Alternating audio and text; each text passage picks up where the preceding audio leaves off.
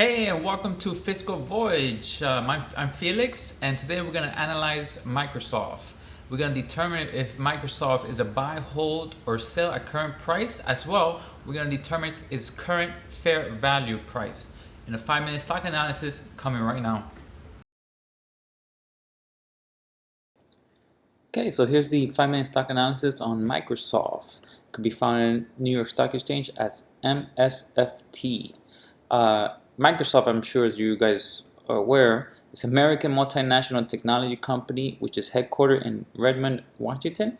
It develops, manufactures, licenses, supports, and sells computer software, consumer electronics, and personal computers and related services.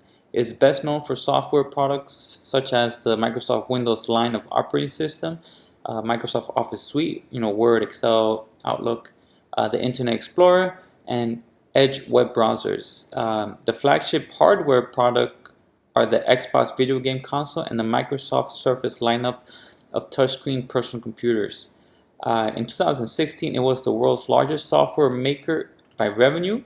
Currently, Google, Alphabet, has more revenue. And Microsoft's ranked 30 in the 2018 Fortune 500 ranking as the largest United States corporation by total revenue. Alright, so let's look at some fundamentals. Revenue grew at a compound rate from 2010 to 2019 at 8.09. Note that 2019 they already announced their fiscal year because their fiscal year ends on June. Net income grew in the same time period at 8.55, so they have good high single-digit growth in those departments. Currently have a AAA rating with S&P credit rating, which is investment grade, and operating income grew at 6.61% from 2010 to 2019. And my favorite, earning growth grew at a nice rate at 9.49%, and earnings grew for the past 5-year average at a 15.93%. So they've been ramping up on earnings. The earnings growth has been, much better than the 10-year average. For 2019, they had an adjusted earning per share of $4.75. Net margin came in at 31.8%, which is much higher than the 2018 net margin of 15.02%. So the net margin has been expanding. Debt to cap at 42%, which is very good. Currently, they have a dividend yield of 1.4%. This is much lower than their 5-year average of 2.09. Dividend payout at 37, so they have a lot of room for growth, considering that they're projected to continue earning double-digit earnings per share growth. They've been growing dividends for 9 years, and they have a 5-year dividend growth rate of 12.14%. And their most recent increase was 11% in September. And adding up the 5-year dividend growth rate and the current yield, we get a Childer rule of 13.54, which is higher than the 12 that we look for. Analysts expect 2020 to come in at $5.39 for earnings and 2021 at $6.03. So it's much higher than the $4.75 that they made this year for fiscal year 2019. So that's good. And CFRA projects an earnings growth of 19%. However, currently they have a PE of 30.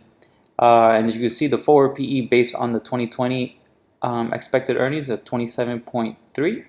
And however, they have a 5-year average of 20.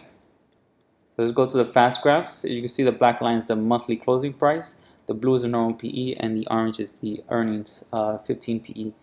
As you can see here, the black line is way higher than the blue and orange, which indicates that the stock is overvalued. I would personally like to see, right now, like I said, it has a PE of 30. I would like to see it somewhere in between 20 and 25, even to consider it. Let's look at the fair value. CFA at 133, Morningstar at 155, Simply Wallet 111 and 65 cents, Yahoo 160, and my dividend discount analysis model at 228.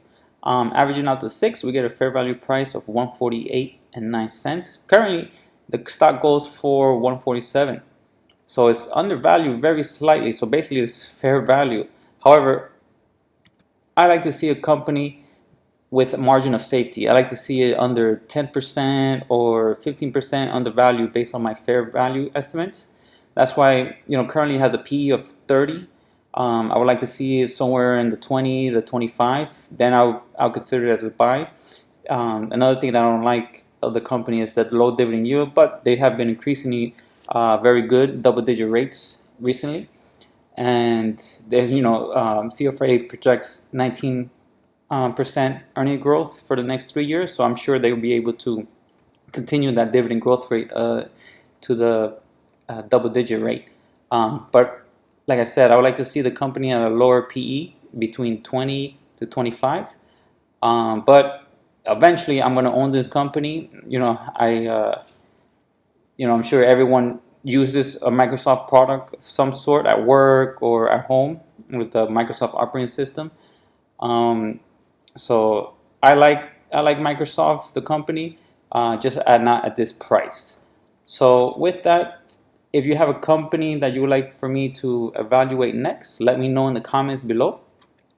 And if you find this informative, please hit the like button and subscribe for more videos like this. Also, you can find my portfolio in the description link.